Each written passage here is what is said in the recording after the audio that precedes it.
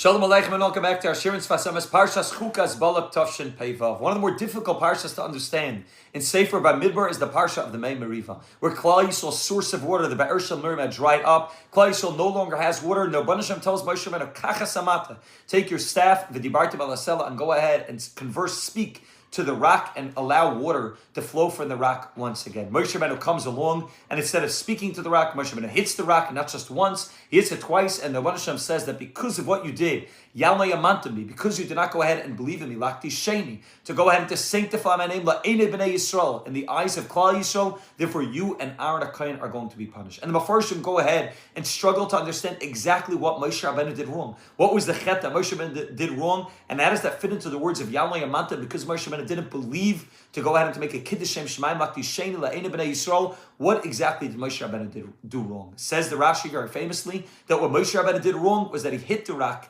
as opposed to going ahead and speaking to the rock. The Baruch Shem told him to speak to the rock, and instead of doing that, he went ahead and he hit the rock, and that was the issue. Frekter Ramban, that can't be the pshat, because the Baruch Shem told him clearly, Kacha Samata, the Baruch Shem told him to take this staff. If the whole intent was just to go ahead and to have Moshe Rabbeinu speak to the rock, what would be the purpose in Kacha Samata? It sounded like to Moshe Rabbeinu, and it sounds like to the Ramban as well, that what the Rabban Shem intended was that Moshe Rabbeinu should hit the rock. They said we hit it the first time. Says the Ramban, Rashi's pshat can't be the Pasha pshat. The Medrash says, you know what Moshe Rabbeinu did wrong? The way that he talked to Klal Yisrael. He said, Shimon HaMorim, he called Klal Yisrael rebellious ones, and he was punished because he spoke in a negative way. He spoke negatively about Klal Yisrael, and that's why he was punished, which is also difficult to understand. How does that fit into the pasuk V'yalma Yamantam? How is that a lack of emunah in the Rabban Shalom? How is that a lack of Kiddush Shem Shemayim La'ene B'nai Yisrael in the eyes of Klal Yisrael because he went ahead and called them murder? All of these pshatim are difficult to understand exactly what the chet of Moshe Rabbeinu was and why it was such a terrible avera.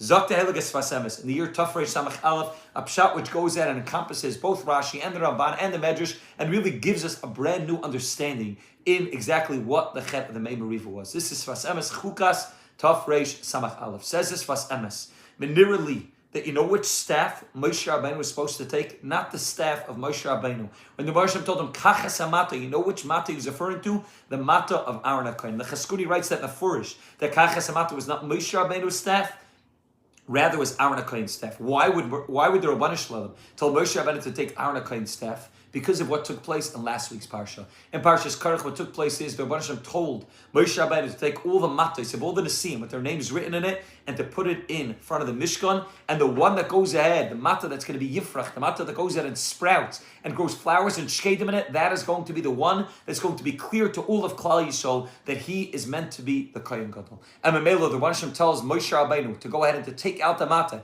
after that mata went ahead and was nifrach and went ahead and had prochim and shkedim grow in it, and to go ahead and to show it lefnei edus, to show it to Klal Yisrael la'ois Levnei Mari, v'tachal tulanoisam, that Klal Yisrael's complaints against Moshe Rabbeinu and Aaron HaKohen will go ahead and subside when Klal Yisrael sees the miracle that took place with the Mata. Says this Fas Emes, what was the purpose in this Mata? What was the purpose in Moshe Rabbeinu taking the Mata of Aaron? Because this was the Mata that allowed Klal Yisrael to once ahead go back and regain their belief in Moshe Rabbeinu and their belief in the Rabban Shalom and the belief in Aaron HaKohen being chosen as the Kohen Gadol. Says this Vasamis Kiva Emes is Klal Yisrael is Maminim b'nei Maminim Achal Yedei Chet. What takes place when Klal Yisrael gets involved in fighting and in machlokas like they did by Karach Vadasei is they begin to go ahead and to lose some of their amunah. They lose their amunah in Tzaddikim, their amunah in Moshe Rabbeinu and Aaron HaKohen. They lose their amunah in the Rabban Shalom. They begin to lose the natural, that which is natural to each and every yid, that every yid is maminim b'nei maminim. And therefore the Rabban Shalom told them it's necessary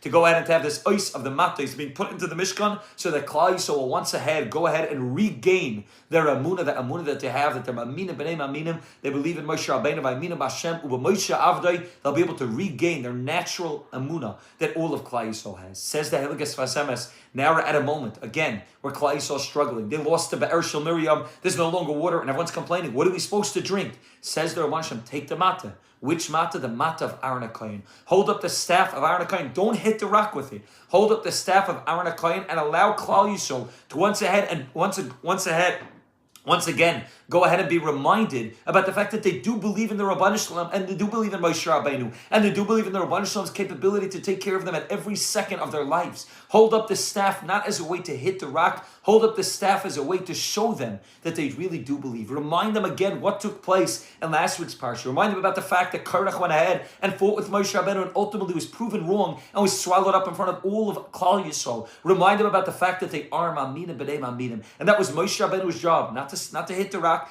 not to go out and to do anything other than to hold up the rock. Kachas hamata. Take the mata of Aaron HaKohen, hold it up, and remind Klal Yisrael you really do believe. And sometimes you need an ois, and here's the ois that you may need to remind you of the fact that you believe. But Klal Yisrael, you are maminim b'nei maminim. Moshe Rabbeinu misunderstood, says the Sfas Emes. Kefi madrigasai, Moshe Rabbeinu misunderstood the message. He misunderstood what the point of the mata was. And Moshe Rabbeinu looked at Klal Yisrael and said, Klal Yisrael is complaining. And Moshe Rabbeinu said, if Klal Yisrael is complaining, they're on a low madrega, and they're obviously not capable of having such a great nace take place to them to allow the water to just come out through a dibur. And Moshe Rabbeinu misunderstood and thought that the goal of the mata was to go ahead and to hit the rock to make the water go out. Says this Vasema said, Moshe Rabbeinu just believed in the Rabban Shalom and just believed in Klal Yisrael and believed in Klal Yisrael believing in the Rabban Shalom. He would have never went ahead and called them Shimon or Weinrib. Moshe Rabbeinu called them rebellious ones because Moshe Rabbeinu didn't believe in Klal Yisrael enough. He didn't believe in their inherent emunah in the Rabban Shalom enough. And therefore Moshe Rabbeinu took the mata and as opposed to using it as a sign to allow Klal Yisrael to regain their emunah, he goes ahead and says, Shimon or Weinrib, you rebellious people in Klal Yisrael, you don't believe, you're complaining once again in the midbar. And Moshe Rabbeinu takes the stick and hits the rock to allow the water to get out. Says this Vasam is this was the pagam. This was the issue of Moshe Rabbeinu. The fact that he didn't go ahead and allow Klal Yisrael to be Maminim B'nei Maminim. Had Moshe Rabbeinu gone ahead and gathered the nation together,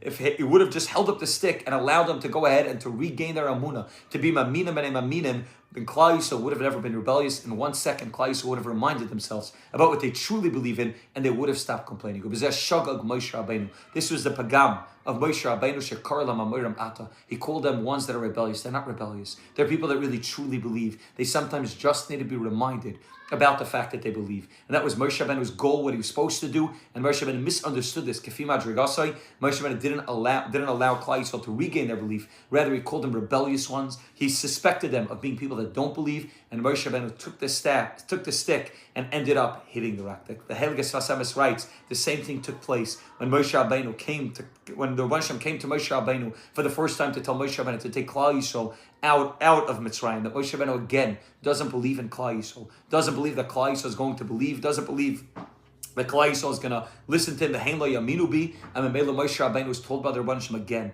Klal Yisrael is Maminim B'nei Maminim. You're suspecting them, you're being choshed them eksherim that they don't believe. Klal Yisrael is Maminim B'nei Maminim. At the beginning of Moshe Rabbeinu's mission to take Klal Yisrael out, he needed to go ahead and to believe in Klal Yisrael more, and to believe in their inherent belief in the Rabban Shalom. And by the Mei Meriva, the same thing happens. Moshe Rabbeinu is punished, not because he hit the rock. Moshe Rabbeinu is punished because he didn't go ahead and believe in Klal Yisrael enough. He didn't go ahead and believe that Klal Yisrael believes in the Rabban Shalom, and instead of going ahead and showing them a sign, reminding them about what they truly believe in, he went ahead and thought that he needed to hit the rock because Klal Yisrael is rebellious, and therefore they're not zeiche, not going to be zeiche to a nace of allowing the water to flow from the rock just by the deeper alone. Says this Vasemis, this is what it means. Yan lo yamantin. Not that Moshe Rabbeinu didn't believe in the Rabban Shalom. Yan lo yamantin le'enei b'nei Yisrael. It's a chesaron in the Amunah in Bnei Yisrael. He said they're not capable. They're not ready to allow the water to flow just with the dibur alone. They need me to hit the rock in order to allow the water to flow. This is the pagam of Moshe Rabbeinu. It's a pagam in Amunah, not in the Rabban Shalom, but a pagam in the Amunah in Bnei Yisrael. That he thought they weren't on the Madrega, he thought they weren't Maminim, and Amela, he thought that the stick must be there in order to hit the rock, and V'dibartem el Hasela must be something that they're not capable of receiving. This is the pagam of Moshe Rabbeinu, according to this beautiful Sfas Emes and Tafrei Samach Aleph, and this is our avodah as well. Our avodah is to go ahead and to be Maminim B'nei Maminim, not just in the Rabban Shalom, Maminim B'nei Maminim in Klal Yisrael. To believe in Klal Yisrael, and to believe that Klal Yisrael is Maminim, and we're able to do that, and able to fix up in our Madrega, the Ched of the Mei Meriva, to believe in Klal Yisrael, then Mitzvah will be Zeicha to allow the emunah to come back, the emunah in ourselves, the emunah that we have, the emunah in every other Yidden Klal Yisrael, the emunah in the Rabban Shalom, and the Mitzvah will be zeiche to the ultimate Geula Shlema. We'll be able to see Tekabah Shefer Gadol. We'll be able to see Yidden Be'eretz Asher, V'nidachim Be'eretz Mitzrayim, all of Klal Yisrael. will once ahead be Maminim b'nei Maminim, and we'll be able to see the beauty of the neshama of Klal Yisrael with the Geula Hashlema B'mehera. Have a great Shabbos.